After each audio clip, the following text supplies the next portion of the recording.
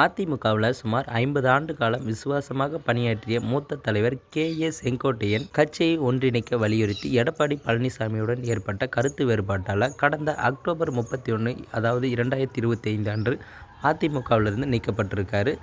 இதனைத் தொடர்ந்து தனது எம்.எல்.ஏ. பதவியையும் ராஜினாமா செய்த அவர் நடிகர் விஜயின் தமிழக வெற்றி கழகத்தில் இணைந்திருக்காரு.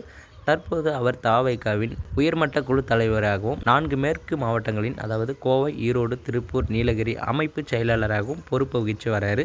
இந்த நிலையில் செங்கோட்டையன் எதற்காக ஒன்றிணைய வேண்டும் என்று போராடினாரோ அதேபோல் டிடிவி தினகரின் அமமுக தற்போது அதிமுக, பாஜக தலைமையிலான தேசிய ஜனநாயக கூட்டணியில் என்டிஏ இணைந்திருக்கு. தினகரன் எடப்பாடி பழனிசாமியின் தலைமையையும் ஏற்றுக்கொண்டுள்ளார். இதனால் அதிமுகவிலேயே இருந்திருந்தால் செங்கோட்டையன் தற்போது கூட்டணி கட்சிகளுடன் இணைந்து பலமாக இருந்திருக்கலாம். த.வே.க.வில் இணைந்தது அவசரப்பட்டு தனது எம்.எல்.ஏ. பதவியையும் இழந்துவிட்டார் என நெட்டிசன்கள் கருத்தும் தெரிவித்து வராங்க. இருப்பினும் விஜயை ஒரு சிறந்த தலைவராக கருதுவதாகவும் 2026 அவரை முதல்வராக பாடுபடுவேன் என்றும் செங்கோட்டையன் உறுதியுடன் கூறி வராரு. ஸோ இந்த தகவலை பற்றி நீங்கள் என்ன நினைக்கிறீங்கன்றதை மறக்காமல் கமெண்ட்டில் சொல்லுங்கள். மேலும் இது போன்ற வீடியோக்களுக்கு நமது சேனலை தொடர்ந்து ஃபாலோ பண்ணுங்கள்.